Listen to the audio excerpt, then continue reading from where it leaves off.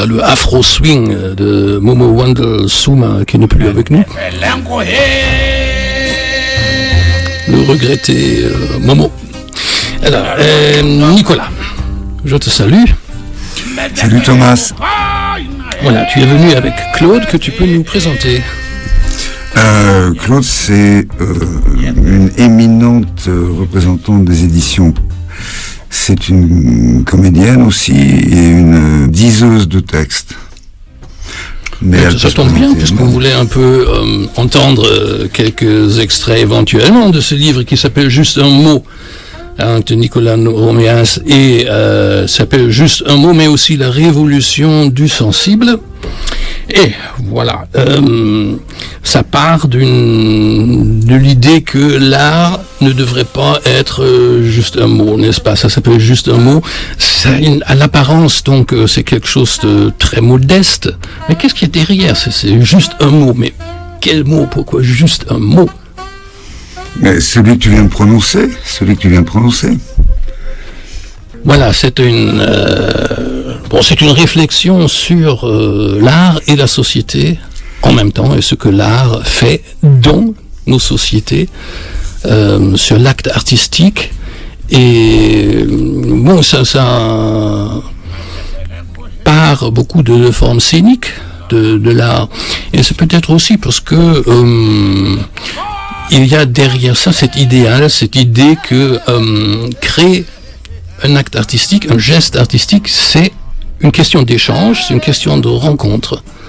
Donc on est peut-être pour ça moins dans les arts plastiques ou dans la peinture, etc., mais dans tout ce qui est scénique, tout ce qui se passe en direct, tout ce qui permet aux gens de se réunir et d'échanger.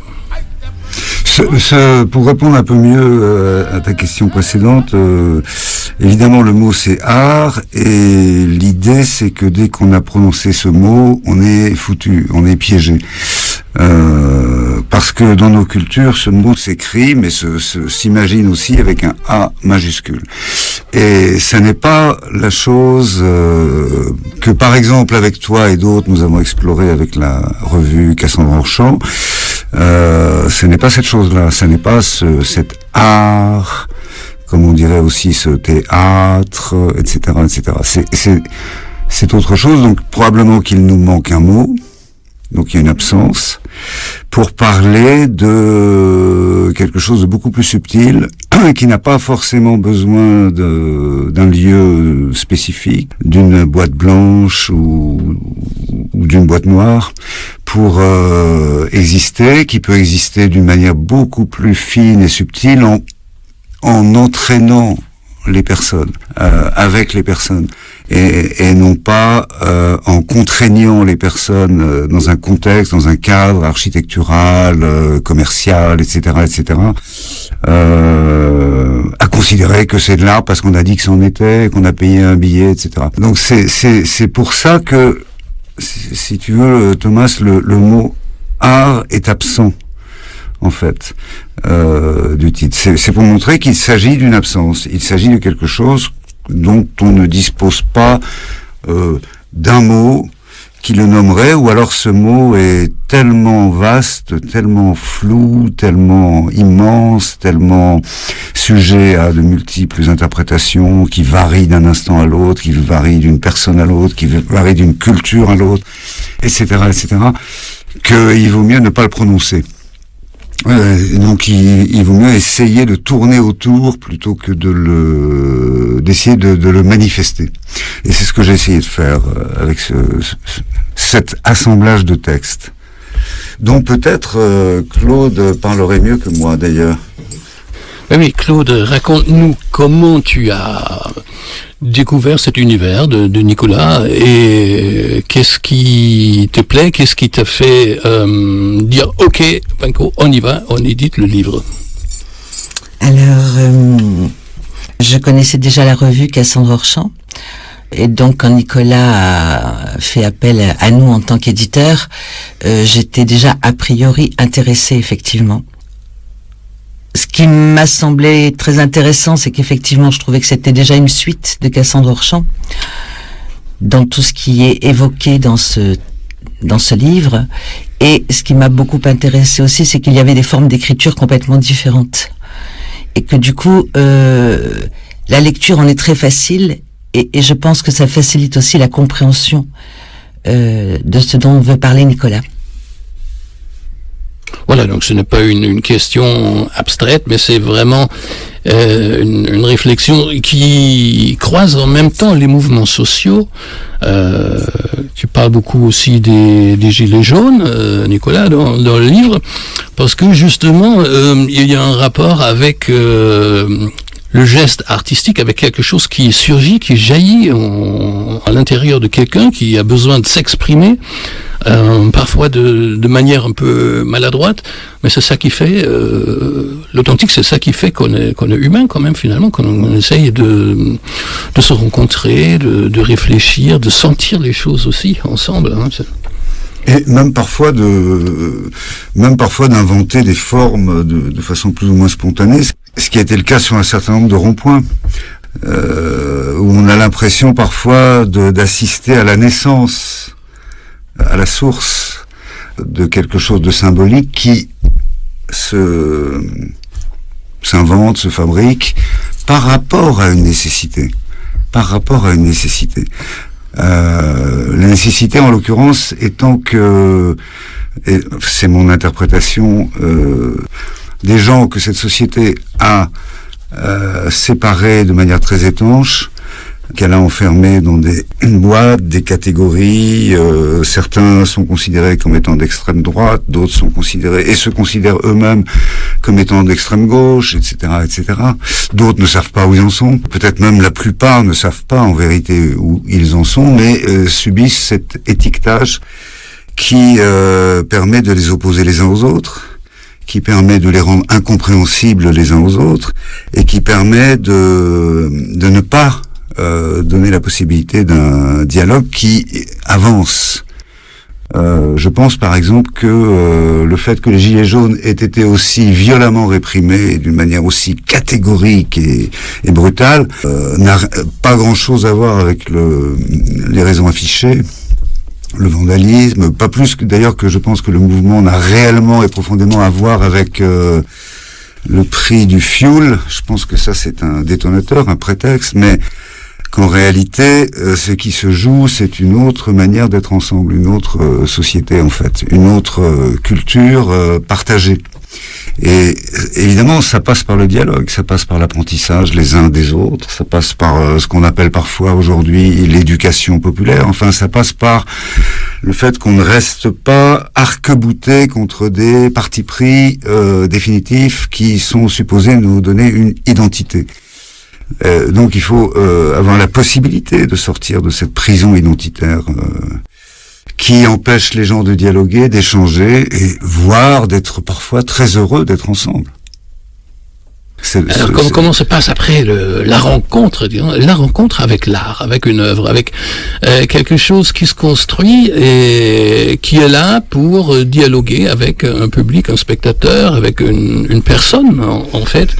Et où et comment est-ce qu'on peut voir surgir ça, parce que il y a une deuxième partie du livre qui dessine un peu une carte d'un paysage artistique. C'est comme si on plongeait, j'ai pensé des fois on dit quelle est ta bibliothèque idéale ou ta discothèque idéale. C'est un peu comme si toi tu nous dessinais un peu ton paysage artistique idéal là. Ouais, et ce que j'essaye de faire, et c'est pas possible de le faire, donc j'insiste sur le fait que j'essaye de le faire, c'est de repartir de la source. C'est-à-dire de repartir de gens d'équipes, d'artistes, qui la plupart du temps ne sont pas,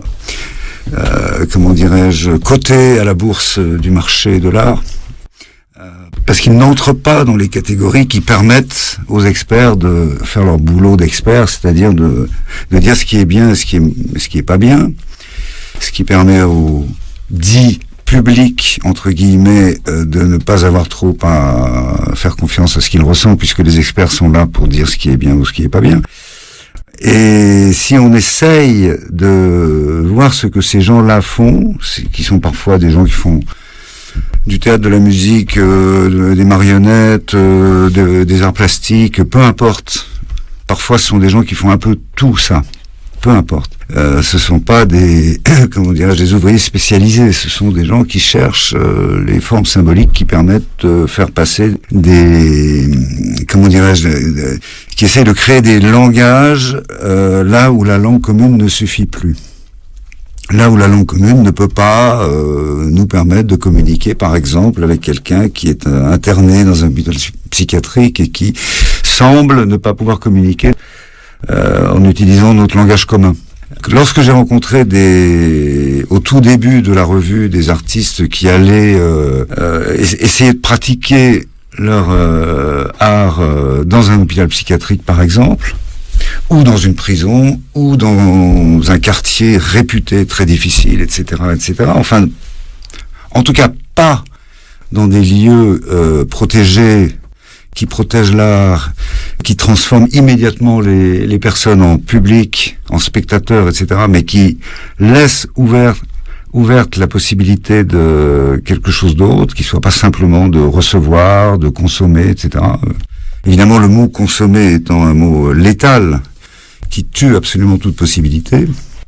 Lorsqu'on va voir ce que font ces gens-là, qui sont parfois totalement méprisés, dont on dit qu'ils font du socio-culturel et non pas de l'art, parce que l'art induit un A majuscule.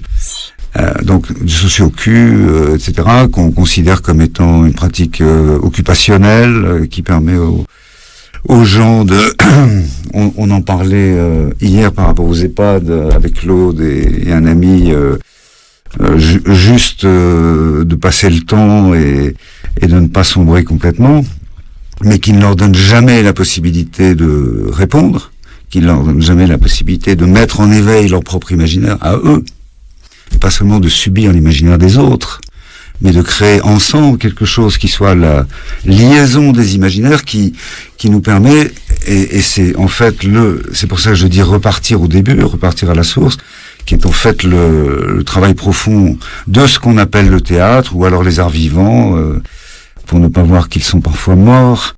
Et ben, ce travail-là, c'est de créer une collectivité, c'est ce que disait Peter Brook, je n'invente rien, au moment même où la chose se passe. C'est-à-dire qu'il y a une communauté humaine qui se crée dans cet instant et qui n'est pas un public d'un côté, des acteurs de l'autre, qui est autre chose. Autre chose qui est en train de disparaître complètement de cette société-là, la société occidentale moderne.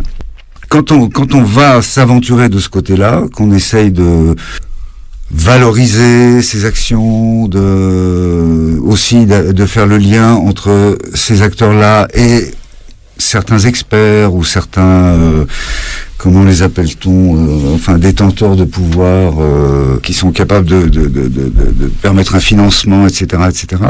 C'est un travail énorme parce que ça oblige les gens qui ont ce pouvoir-là de remettre en question les codes de leur métier. Et les codes de leur métier sont des codes extrêmement superficiels, extrêmement peu pensés, qui consiste surtout à éliminer beaucoup de choses.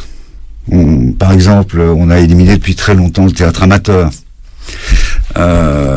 qui est en fait quelque chose de fondamental, puisque si des gens qui ne sont pas comédiens ou qui ne sont pas metteurs en scène, etc., s'intéressent vraiment à cette pratique et à cet échange, ce sera parce qu'ils l'ont fait au moins une fois dans leur vie.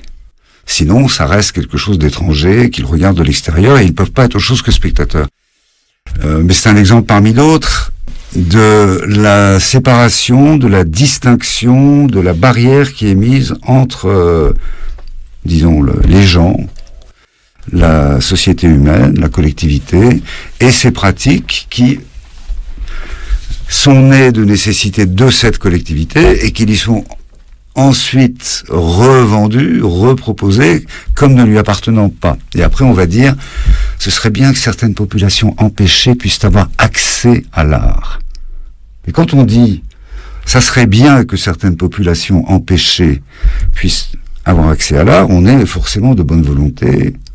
On en parlait tout à l'heure, on est de gauche, ce qui est une vieille tradition dans le théâtre, on est forcément de gauche, sinon il y a un élément qui manque, c'est le dialogue, c'est l'échange, c'est l'élément fondamental. C'est pas une question d'avoir, comme on le disait tout à l'heure, tort ou raison, c'est juste un élément fondamental. Si on l'enlève, ça n'est plus de l'ordre de l'art, ça devient, je sais pas, d'autres choses, comme une espèce de produit commercial, comme ce que fait Jeff Koons, et ça coûte beaucoup d'argent, et donc dans une société qui valorise ce qui coûte cher, c'est supposé avoir de la valeur, alors que ça n'en a aucune autre que de détruire l'imaginaire des gens. Voilà, alors tout ça, ça veut en quelque sorte aussi dire que ce qui se produit quand l'art est là, tel que nous l'entendons, c'est qu'il y a quelque chose qui se produit qui est de l'ordre de l'immatériel, que tu peux pas définir, pas fixer, et à quoi tu peux pas attacher une étiquette de prix. Hein, ça ne se vend pas. Exactement. Exactement, mais il faut m'arrêter parce que je peux continuer pendant des heures. Il y a beaucoup d'arborescences possibles dans ce domaine-là. Donc peut-être que oui, peut-être Claude peut nous lire une partie de la partie poétique du livre. Ce livre n'est pas un pamphlet, c'est une réflexion. Toutes les idées sont des propositions. Hein, c'est pas un programme politique pour une quelconque élection. Ah oui, je me permets quand même d'ajouter quelque chose. Thomas, je me permets quand même d'ajouter quelque chose. Il y a quand même un regard politique réel qui est que ce qui me semble aujourd'hui dans cette société, qui a franchi depuis, par exemple, depuis René Dumont, depuis l'époque où on a employé de façon publique ce terme d'écologie, hein, qui était un terme qui auparavant appartenait aux scientifiques, et qui est devenu un terme de la langue commune, ce qui est très très important, hein, comme phénomène. Le fait qu'un mot, tout d'un coup, puisse être employé par des gens qui ne savent pas de quoi ils parlent. C'est très important. Et c'est politique dans le bon sens du terme. Oui. Alors, et ce que je pense, c'est que nous devons aller, et nous allons de toute façon inévitablement aller vers, mais il faut encourager ce mouvement, vers une prise de conscience que, ok, l'écologie, c'est quelque chose de fondamental. Personne maintenant ne peut le nier. Tout le monde le sait. Les menteurs comme les gens sincères, etc. Tout le monde le sait. Mais l'autre stade, c'est ce que je prétends, et c'est en ça que c'est politique, c'est que c'est de cesser de regarder le monde à l'extérieur de soi et de s'intéresser à l'être humain. Et l'être humain, c'est une construction symbolique, et c'est pour ça que l'art y est un élément fondamental. Alors, est-ce que tu as trouvé quelque chose que tu as envie de nous présenter? Peut-être un extrait de Balbutiement aux Gilets jaunes, puisque nous en avons parlé. Vous qui critiquez sévèrement un peuple qui se met en mouvement, se relève ankylosé, meurtri comme il peut, maladroitement, avec ses gestes, ses mots contradictoires, parfois, souvent peut-être, qui avoue ses contradictions sans trop savoir s'il a raison, sans fausse pudeur. Car il ne s'agit pas ici d'une comédie, voyez-vous, mais d'un balbutiement, qui exprime ses contradictions sans avoir toujours les bonnes cartes, car on ne lui a pas donné les bonnes, mais qui sent confusément que l'élégance du cœur ne doit plus être balayée par le sombre cynisme d'une mondanité misérable, d'une perversité lisse et insidieuse, qui avoue parfois ne pas savoir, on n'a plus l'habitude, qui ressent que quelque chose ne va pas bien, qui essaie de faire entendre ce qu'il perçoit confusément, enfin, mais avec une saine colère, mal, n'importe comment parfois, mais pour le bien de nous tous en vérité, oui, pour le vôtre aussi, oui, pour le vôtre aussi, même si vous l'ignorez encore. Ce n'est peut-être pas qu'une histoire de fric, vous voyez, vous savez, c'est peut-être bien une vieille histoire d'âme. Vous savez, ces choses dont plus personne n'ose parler, surtout pas en public, ces mots vidés, usés par le mensonge, une vieille histoire d'affection, de solidarité, d'attention, de valeur, d'existence, de sens. Ce qui est important pour les humains, être des humains, peut-être que c'est de cela qu'il s'agit. les gars, qui êtes sûrs qu'on peut mieux faire, que ça n'est pas assez pensé, qui relevez que certaines choses sont ambiguës, confuses. Vous avez raison, vous avez entièrement raison. Oui, il y a des raisons à ça, beaucoup de raisons, beaucoup de choses trappes, beaucoup de pièges, beaucoup... Oui, c'est dommage. La colère ne porte pas toujours une pensée claire. Il y a des trous. Ces idées ne s'expriment pas de façon absolument parfaite quand ce peuple tente de se tenir debout. Vous qui le traitez de poujadiste parce qu'il est mécontent de ne pas gagner assez, d'être humilié dans un monde d'argent qu'on lui a imposé, et qui n'est peut-être pas le sien, peut-être pas du tout le sien, peut-être que ce n'est pas d'argent qu'elle parle au fond, peut-être que c'est beaucoup plus simple et plus profond, peut-être qu'il s'agit d'être des humains, et qui ne sait pas toujours dire les choses comme il faudrait. Peut-être qu'il n'a pas toujours les moyens de dire ce qu'il ressent intuitivement et qui est juste de la toxicité de cette société d'égoïstes qui veut faire de nous des machines. Et pourtant vous pouvez l'entendre et les images peuvent vous parler si vous n'entendez pas. Peut-être qu'il n'a pas toujours les moyens de partager ce qu'il éprouve au fond de lui et qui est juste et qui n'est pas pris au sérieux. Peut-être qu'il tâtonne avec les outils qu'on veut bien lui laisser. Peut-être qu'il bricole avec les connaissances dont il dispose. Peut-être qu'il est traversé d'éclairs et qu'il questionne. Peut-être qu'il aimerait bien en savoir plus. Faire les choses mieux encore peut-être. Alors, vous qui pensez en savoir plus que lui, vous qui avez tant lu et tant parlé, tant peaufiné votre pensée, instruisez-le, écoutez-le, soutenez-le. Apportez-lui votre savoir si vous voulez, mais de grâce, ne vous plaignez pas qu'il soit vivant et qu'il bouge.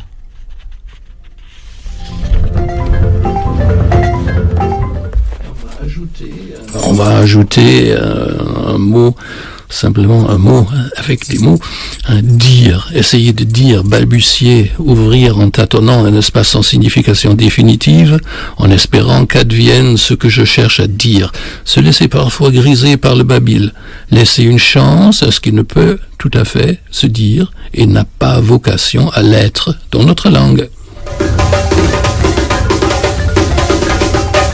Voilà, et c'est donc juste un mot par Nicolas Roméas avec les images d'Olivier Perrault, et ça s'appelle aussi La Révolution du sensible, l'art et la société au XXIe siècle. Alors Nicolas, et Claude, est-ce que vous avez déposé cet ouvrage à la librairie du Monde Libertaire? On y va dessus. Allez-y. Allez-y, faites-le, je vous en prie. Parce que nos auditrices, nos auditeurs, ils vont beaucoup, n'est-ce pas? Et donc, qu'ils puissent trouver ce livre-là, ça serait très bien. Autrement, où est-ce qu'on peut trouver ça? Alors, Claude, on les trouve sur Internet? On le trouve sur Internet, on le trouve dans toutes les librairies. Il suffit de le commander à son libraire indépendant préféré. Voilà. Lui demander le livre, il n'y a aucun problème.